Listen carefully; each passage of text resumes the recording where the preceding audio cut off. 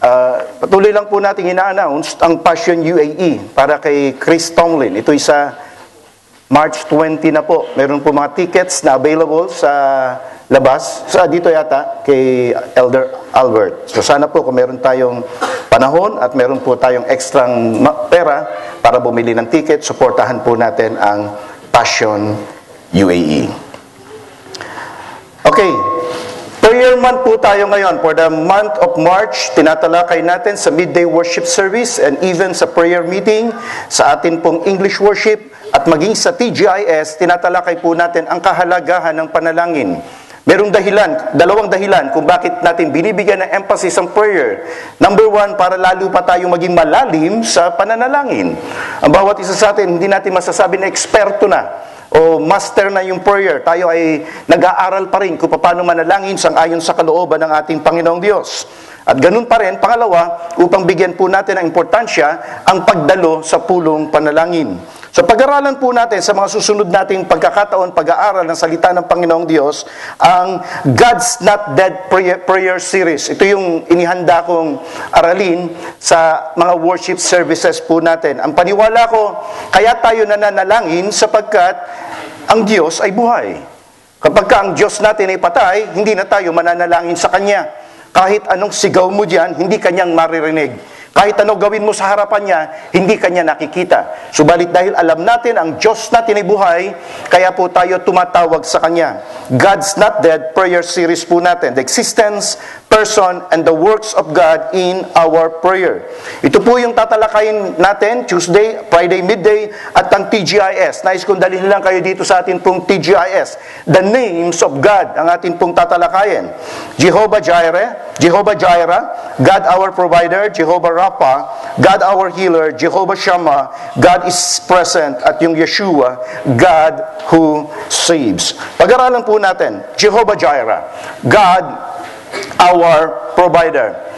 Isang beses lang binanggit sa Biblia ang talatang ito, ang salitang ito, once lang. Pero kung papansinin natin, from Genesis to Revelation, hindi nagkukulang ng provision ang ating Panginoong Diyos. From creation to eternity, hindi nagkukulang ang Panginoong Diyos. Though na ito'y isang beses lang binanggit sa Biblia, makikita naman natin yung nature ng Panginoong Diyos. Ano yung nature ng Panginoong Diyos? Yung mapagbigay, mapagkaloob, nagpo-provide siya sa lahat ng ating pong mga pangangailangan. Ang topic po natin ay makikita sa Genesis. Alam na natin ang nangyari dito sa Genesis. In case na na-miss natin ang pagbasa ng teksto, panoorin po natin minsan pa ang teksto sang-ayon sa film o sang-ayon sa movie. So tingnan po natin at panoorin po natin ang atin pong text.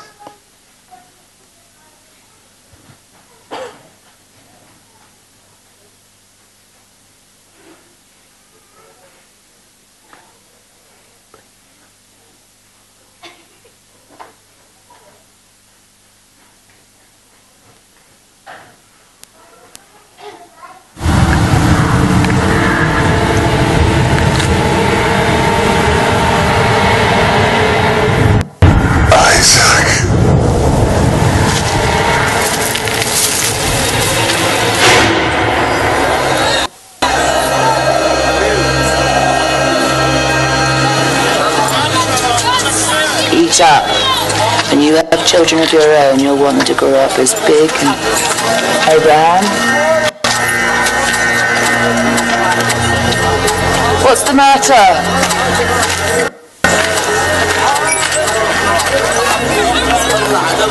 God wants a sacrifice. My boy, come with me.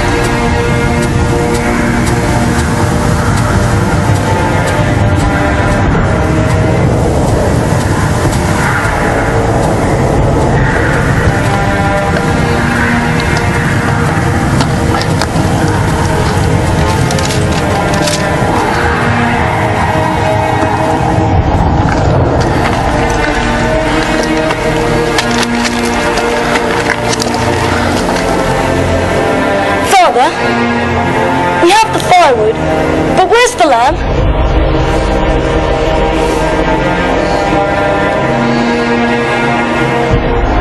The Lord will provide a sacrifice, my son.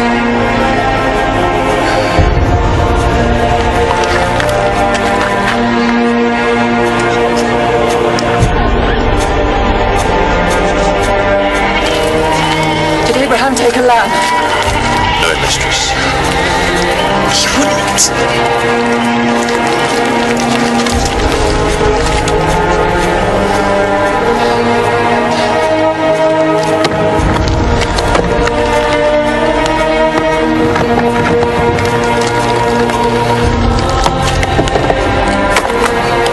Bring the wood.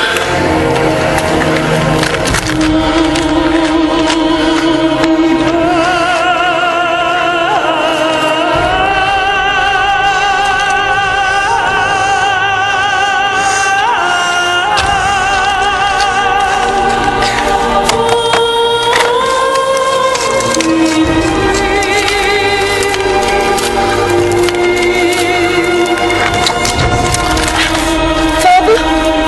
What are you doing? You're hurting me, Father. Isaac, you must trust in God.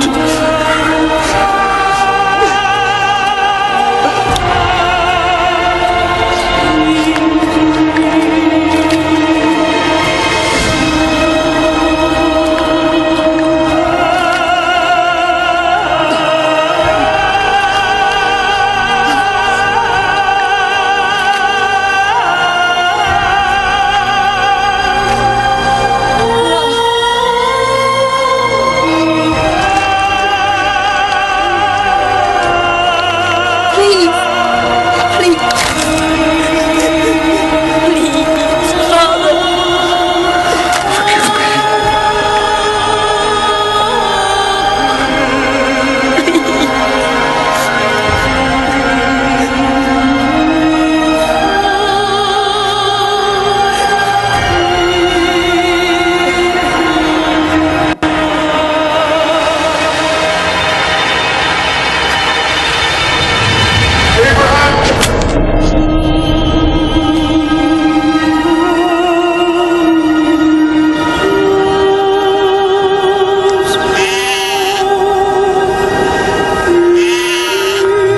A sacrifice. Oh, my boy.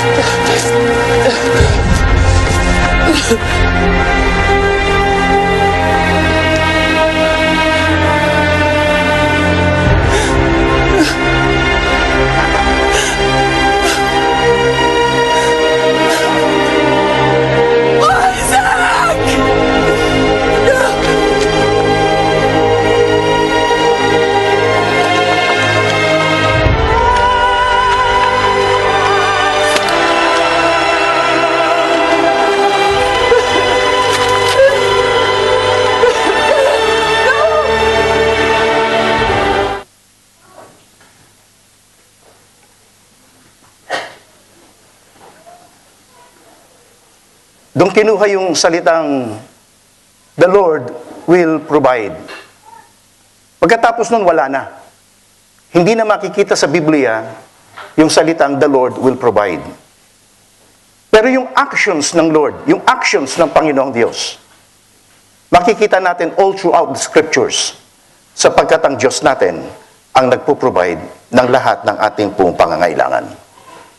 Madaling sabihin, the Lord will provide. Kiniklaim nga natin yun eh. Sino ba sa atin ang hindi nagkiklaim? Even, isa yata ito sa pinakapaborito nating compound name ni Lord.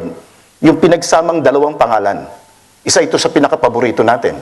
Madaling sabihin yun. Pero ang katanungan, naiintindihan ba natin kung ano ibig sabihin ng the Lord will provide? Tingnan po natin ang apat na bagay. Number one, about God's provision. God's way for His provision. Paano niya ipinoprovide? Importante rin pag-aralan natin ang God's timing. At ang pangatlo, the God's purpose for His provision. God's provision. Naglaro lang ng konti ang isip ko. 25 years na hiningi, 25 years bago ipinagkaloob si Isaac. At pagkatapos, nung siya'y maipanganak na, hinihiling ng Panginoong Diyos na isacrifice mo. Familiar si Abraham sa sacrifice, sa human sacrifice. Dahil wala pa naman noon na mga Hudyo na nagsasakripisyo ng hayop. Ang talagang alam nilang sakripisyo, human sacrifice. Doon sa Mesopotamian area. Yun ang karaniwang practices sa pag-honor nila ng kanilang God. Pero naging curious lang ako ng konti. Dahil hindi ko nakita ang pangalan ni Sarah. Sabi ko, bakit wala si Sarah sa istorya? Bakit wala? Sa ano, nandiyan dyan. Siyempre, nandun naman talaga si Sarah, pero bakit sa Biblia wala si Sarah? At bakit hindi itines yung pananampalataya ni Sarah at ang itines yung pananampalataya ni Abraham? Iisip ko, siguro mahirap na kapag yung babae ang itines, tingin ko bagsak agad yan dahil yung anak niya. Sa lalaki, maintindihan mo pa. Pero yung sa'yo, inantay mo 25 years. Baka lang, ito naman speculations lang, pero hindi ko inilagay sa outline dahil hindi ako naglalagay ng mga speculations na wala sa Biblia sa aking outline. Hindi ko po nilalagay. Pero pwede akong gumawa ng mga speculations, pwede akong gumawa ng mga kalkulasyon, pero hindi ko ginagawang main point yan. Pero speculations ko lang. Baka kung ipagpapaalam ni Abraham, halimbawa, sabi ni Abraham, Sarah, isasakripisyo ko si Isaac. Palagay ko, ano kaya sasabihin ng isang nanay? Oy, Abraham, magtigil ka nga, baka ikaw ang saksakin ko, ha? Siguro, maring ganun sasabihin ng isang ina. Isang ina, tumigil-tigil ka, ha? Baka urakan kita dyan. Maring ganun. Pwede rin sabihin ni Sarah kay Isaac, Isaac, umiwas-iwas ka dyan sa tatay mo. Baliw yan. Baliw yan tatay mong yan.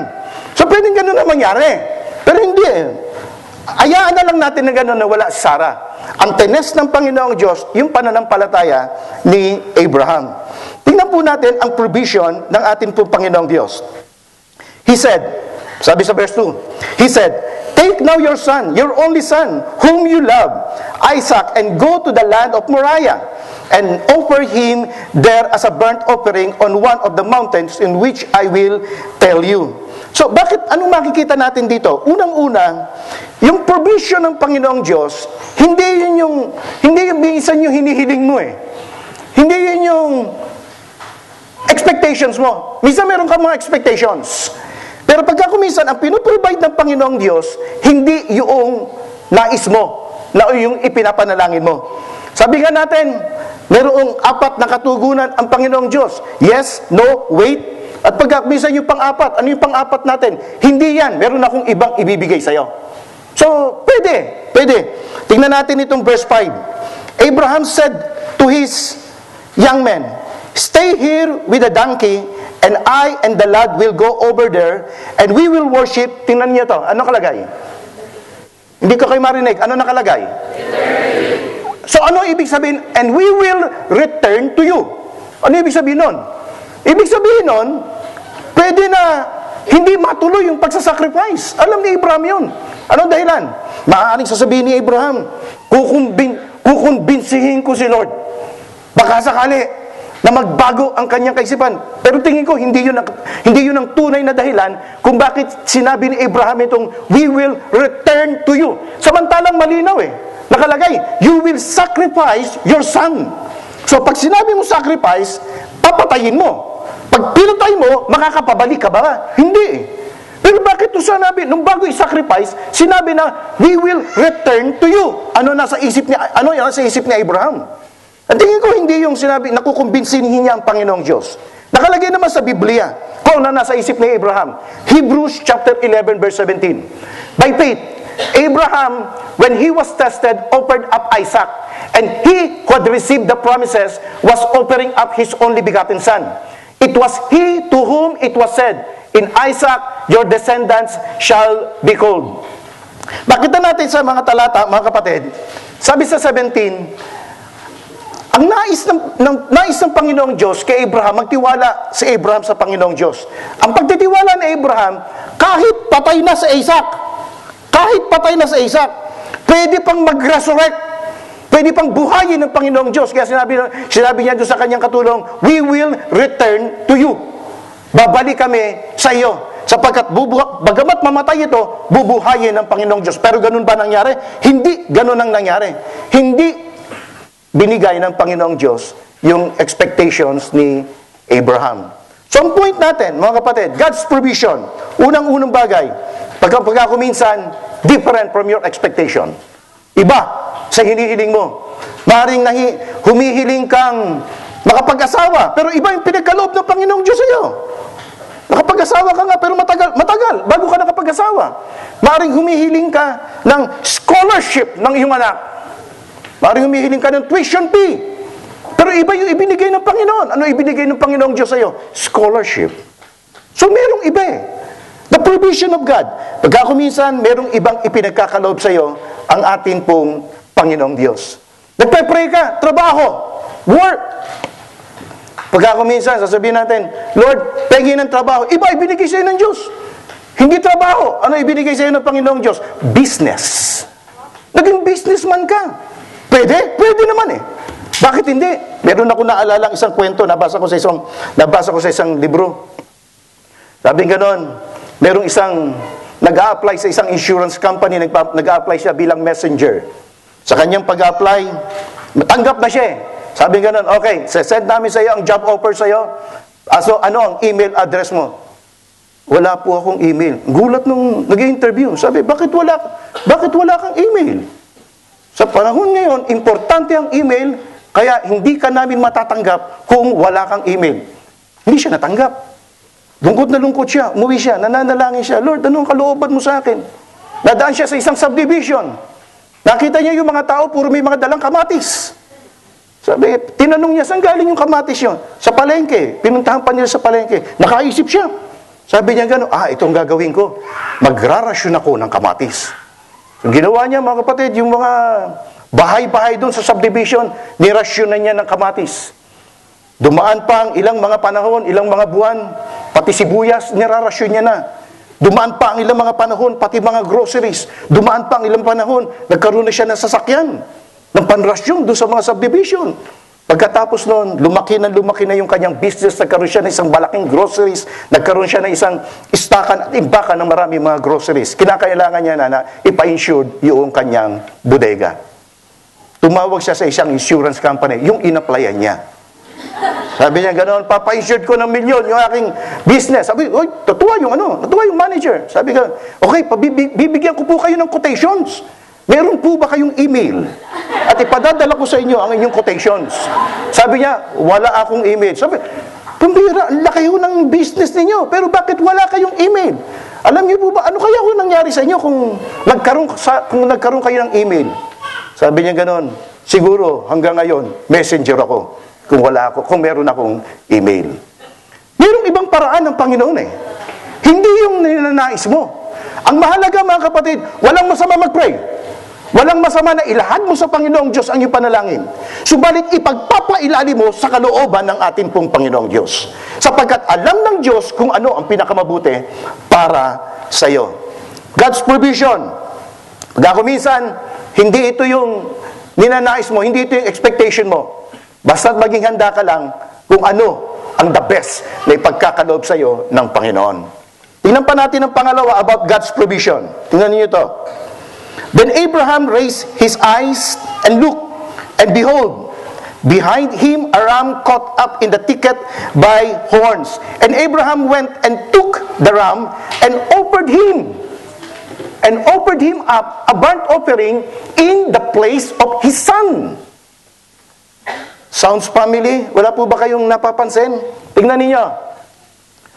Merong lumabas na isang kordero, lumabas na isang tupa.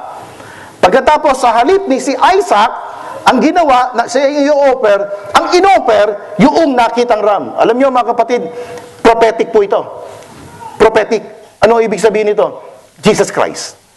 Siya yung naging substitute. So dito pa lamang, ipinakikita ng Panginoong Diyos na ang provision niyo sa iyo, hindi lamang ang mga material mong pangangailangan. Hindi lamang ang mga present mong pangangailangan. Maging mga spiritual mong pangangailangan, pwedeng i-provide ng ating Panginoong Diyos. Si Jesus Christ nga, na-provide niya. Ano pa yung pangangailangan mo na hindi kaya ibigay at pagkaloob sa iyo ng Panginoong Diyos? The provision of God. Huwag natin limitahan ng Panginoong Diyos. Yung present need mo, yung past need mo, even your future needs mo, kayang i-provide ng atin pong Panginoon. Minsan pag nagpe-pray tayo, akala natin, mas marunong tayo kaysa sa Panginoong Diyos. Mas alam natin kung ano yung kailangan natin. Pero dito nakita natin, mas alam ng Panginoong Diyos ang kailangan natin kaysa inaakala po natin. Kaya humanda po tayo. May provision ng Panginoong Diyos, hindi lamang sa past needs mo, kundi sa present at even in your future needs. Sa lahat ng needs mo, hindi lamang material, physical, spiritual needs mo, kayang i-provide yan lahat ng atin pong Panginoong Diyos. Tingnan po natin ang pangalawa. God's way for His provisions.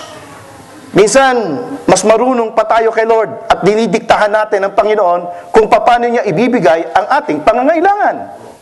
Pero iba, tingnan natin ang nangyari, tingnan natin ang sinabi sa Isaiah, "My thoughts are not your thoughts, nor are my ways are not my ways, declares the Lord. For as the heavens are higher than the earth, so are my ways higher than your ways, my thoughts than your thoughts." Yung paraan ng Panginoong Diyos ng pag-provide ng pangangailangan natin, hindi rin katulad ng paraan na iniisip natin. Huwag natin limitahan din ng Panginoong Diyos. Minsan, iba't ibang paraan ang nais ng Panginoong Diyos. Tingnan natin itong Genesis chapter 2 verse 22:12. He said, "Do not stretch out your hand against the lad and do nothing to him." Ganda nito eh. "I know that you fear God, since you have not withheld your son, your only son, for me." Alam niyo mga kapatid, ang test ng Panginoong Diyos kay Abraham, number one, a test of love. A test of love. Your only son. Siguro mahal na mahal niya yun. Kaisa-isa niyang anak. Pero pinagkait niya ba sa Panginoong Diyos? Hindi. Ibinigay niya. Itines siya ng Panginoong Diyos kung gaano niya kamahal ang atin pong Panginoon. Minsan itong ginagawa sa atin ng Panginoong Diyos eh. Hindi mo matanggap ang isang bagay, hindi na pinapanalangin mo. Baka ang mangyari, sa halip na lalo mong mahalin ng Panginoon, ang mahalin mo, yung ibibigay niyang blessing sa'yo. Yung ibibigay niyang pinagkaloob sa'yo. Mas nalapit ka, hindi doon sa blesser. Nalapit ka doon sa blessing. Pinagkalooban ka, ganyan na nangyayari sa marami, sa iba eh. Nalilibang. Pinagkalooban ng Panginoong Diyos ng biyaya sa halip na lalo pang lumapit sa Panginoon, lalo pang sumamba, lalo pang maglingkod sa Panginoon, napalayo sa Panginoong Diyos. So tingnan po natin yung hinihiling natin. Kung ang hinihiling po natin ay hindi maglalayo sa atin pong Panginoong Diyos, ako paniwala ko, ibibigayan ng Panginoong Diyos. Ibibigayan ng ating Panginoon. A test of faith, hindi lamang a test of love, a test of faith, kung gaano niya sasampalatayanan ang atin pong Panginoon. The way of God's provision. Minsan tinetest ka lang niya. Kung sino yung mas mamahalin mo. Yung provision ng Diyos o siya. Dapat mas mahal natin siya kaysa doon sa mga blessing at provision na ipagkakaloob sa atin ng ating Panginoon. A test of faith. Gaano ba natin ipinagtatiwala sa Panginoong Diyos ang lahat ng ating kahilingan? Kung ano man ang ating kahilingan, walang mabigat sa Panginoon, alam natin na ito ibibigay at ipagkakaloob kung ito isang ayon sa kalooban ng Panginoon at hindi makasasama sa kanyang mga anak. Pangatlo, importante ito. God's timing. Pag tayo sinunod ni Lord, apurado tayo eh. Gusto natin, antimano nandyan. Lord, give me patience and I want it right now. Ganyan tayong manalangin eh. Para tayong bata, gusto natin eh, andyan dyan lagi. Hindi. May mga timing ng Panginoon. Tingnan nyo kung ilang araw siya naglakbay. Ilang araw? On the third day, 3 araw. Siguro nag-aantay-antay na nag-aantay-antay na asan yung provision ng Panginoon. Pero yung nung dulong-dulo na eh, Abraham stretched out his hand, took the knife. Nung sasaksakin na, dumating yung provision ng Panginoon.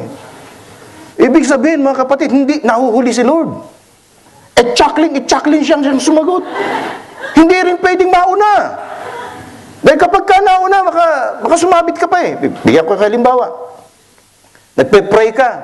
Lord, bigyan mo na kami ng pamatrikula ng aking mga anak. Nag-pray ka, January. Hindi binigay. February, sumigaw ka na, hindi binigay. February, malapit na, May na.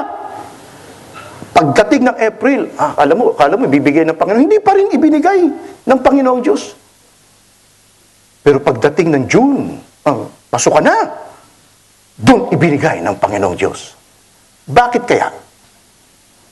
Baka pag pinigay ng January, magasta mo.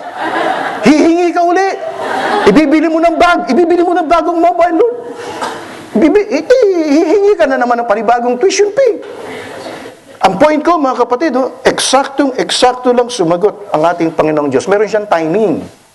Meron siyang sariling timetable. Meron sariling siyang kalendaryo. Hindi lunar calendar, hindi mga kunong calendar, Gregorian calendar. Hindi alam ni Lord yun. Hindi yun ang paraan, hindi yun ang timing ng Panginoong Diyos. May sarili siyang kalendaryo sa langit, may sarili siyang relo, may sarili siyang panahon kung kailan niya ibibigay at pagkakaloob ang atin pong mga panalangin. Maganda yung sinabi sa Ecclesiastes chapter 3 verse 11. He has made everything appropriate in its time. Sa ibang salin, He makes all things beautiful in His time. Sariling kapanahunan ng Panginoon. Kaya sabihin natin sa katabi natin, antay-antay lang pag may time. Antay-antay lang. Huwag dati apurahin si Lord. Meron siyang, wino-workout na, meron na siya tinetest sa atin eh. Baka meron siya tinetest eh. Baka meron siyang gustong i-produce natin na bunga ng banal na Espiritu Santo bago niya ibigay at ipagkaloob sa atin ang ating hinihiling. Tingnan natin itong pang-apat. God's purpose for His provision. Maganda to. Tingnan niyo. Abraham called the name of that place, the Lord will provide. Yung bundok, yung bundok. Ang tawag niya, the Lord will provide. Jehovah Jireh. As it is said to this day, maganda, in the mount of the Lord, it will be provided.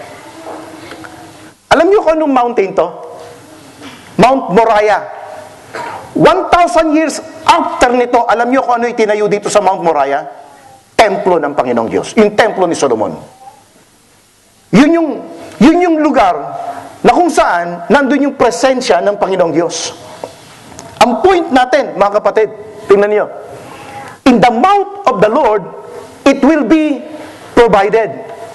Ang nais ng Panginoong Diyos, ma-realize natin, na dun sa kanyang banal na templo, yung mga panalangin inihahain sa kanyang banal na templo, ipinoprovide ng ating pong Panginoong Diyos. Wala akong problema sa interpretation. Lord, Pastor, pwede ka naman manalangin sa kwarto mo. Wala naman akong problema dun eh. Okay yun eh.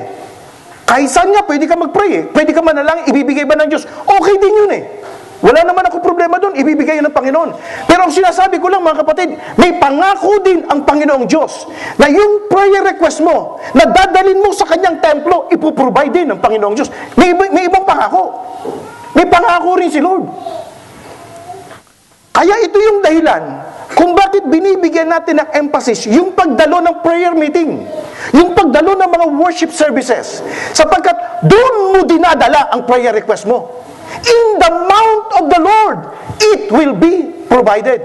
1,000 years after nito, ang itinayo doon, templo ng Panginoong Diyos. Kaya kung mapapansin niyo si Daniel, nasa Babylon na siya. Pag nag-pray siya, binubuksan niya ang kanyang bintana na nakaharap sa Babylon. Na nakaharap sa sa Jerusalem. Sapagkat alam niya yung pangako ng Panginoong Diyos. Lahat ng ipapanalangin mo sa templong ito, ipoprovide ng Panginoon. Ano ngayon ang kinonsecrate natin? Ano ngayon ang kinonsecrate natin? Para nang sa ganon, dalihin natin ang ating po mga prayer requests. Itong templo ng Diyos. Itong bahay-sambahang ito. Sa New Testament, ang paniwala ko, kung meron doon church, kung meron silang church na pagtitipon, it so happen na synagogue lang at sa bahay-bahay lang sila. So doon sila nagtitipon. Pero kung meron doon church, nandun din sila at dinadala rin ang prayer request ng Panginoong Diyos sa atin pong Panginoon. Ganon din tayo. Ito ang encouragement ko sa inyo. Dalihin po natin ang ating pong mga kahilingan sa panalangin sa templo ng ating pong Panginoong Diyos. Sa bahay-sambahan niya, sa ating pong prayer meeting, sa ating mga worship services, sa ating mga gawain ng pagsamba. At naniniwala ko, mayroong pangako ang ating Panginoon sapagkat marami ang nagpe-pray, marami ang nananalangin. 1997, pumunta kami sa Korea. Sa Korea, kilala yan sa pagiging mga Kristiyano na prayer pool. Hindi ako masyadong naniniwala, pero nung napunta ako ng 1997 doon, siguro mga bandang 5:30, magkakaroon daw ng mga dawn watch, magkakaroon daw ng dawn prayer, dawn worship services, dawn worship service. Qumran United Methodist Church. Konti lang ang member nila, 85,000 lang ang kanilang mga member. Pangatlo sila sa pinakamalaking church sa buong mundo. 85,000 ang kanilang member. So sabi, 5:30, meron daw dawn prayer. So sabi ko, aga-aga naman itong dawn prayer na ito, yung lamig. Hirap na hirap kami bumangon. So kinakailangan bumangon, punta kami doon. Pagdating namin doon sa church, ayaw kami papasukin. Nakaharang, may mga nakabarikadang mga ushers. Ayun pala, mga kapatid, kaya hindi kami pwedeng papasukin dahil meron ng unang nag-worship. Pangalawa lang kami.